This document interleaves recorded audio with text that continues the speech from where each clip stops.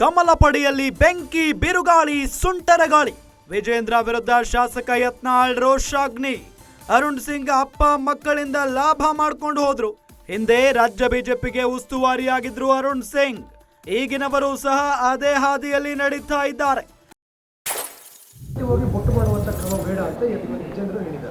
ಹೌದು, ಏನೇನೋರಪ್ಪ ನಿಮಗೆ ಗೊತ್ತದು ಪ್ರಕ್ರಿಯೆ ಅಂದರೆ. ನಾವು ಪಕ್ಷನಾಗೆ ಇಲ್ಲಲ್ರಿ ನಾವು ಇವ ಚಡ್ಡಿ ಹಾಕೋ ಮುಂದೆ ನಾವು ಪಕ್ಷ ಜಿಲ್ಲಾಧ್ಯಕ್ಷ ಆಗಿ, ರಾಜ್ಯ ಉಪಾಧ್ಯಕ್ಷ ಆಗಿ, ಕೋರ್ ಕಮಿಟಿ ಸದಸ್ಯರೇ ಕೆಲಸ ಮಾಡಿ ನಾವೆಲ್ಲ.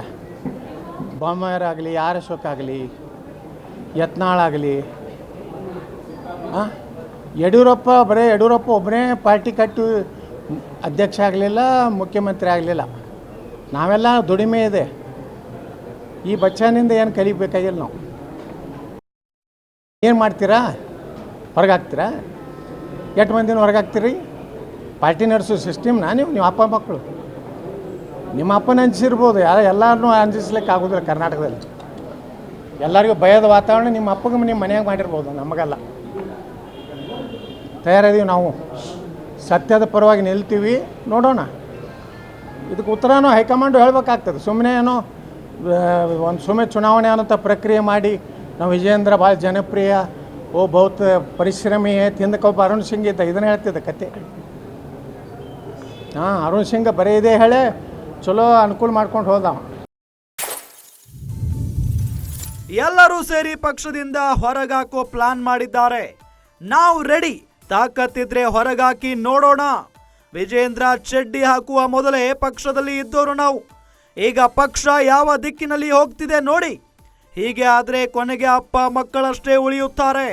ವಿಜೇಂದ್ರ ಸರ್ವಾಧಿಕಾರ ಒಪ್ಪಲು ಸಾಧ್ಯವೇ ಇಲ್ಲ ಅಂತ ವಿಜೇಂದ್ರ ವಿರುದ್ಧ ಕೆರಳಿ ಕೆಂಡಾಮಂಡಲವಾಗಿದ್ದಾರೆ ಬಸನಗೌಡ ಪಾಟೀಲ್ ಯತ್ನಾಳ್.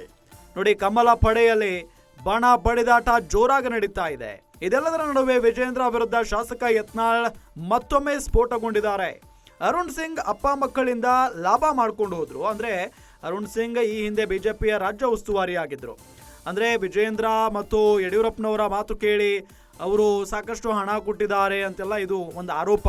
ಜೊತೆಗೆ ಈಗಿನವರು ಸಹ ಅದೇ ಹಾದಿಯಲ್ಲಿ ನಡೀತಾ ಇದ್ದಾರೆ. ಅಂದ್ರೆ ಈಗಿರುವಂತ ರಾಜ್ಯ ಉಸ್ತುವಾರಿ ಏನಿದಾರಲ್ಲ, ರಾಧಾ ಮೋಹನ್ ದಾಸ್ ಅಗರ್ವಾಲ್ ಅವರು ಕೂಡ ಇದೇ ರೀತಿಯಾಗಿ ಅರುಣ್ ಸಿಂಗ್ ಅವರ ಹಾದಿಯಲ್ಲಿ ನಡೀತಾ ಇದ್ದಾರೆ ಅನ್ನೋದೊಂದು ಆರೋಪ.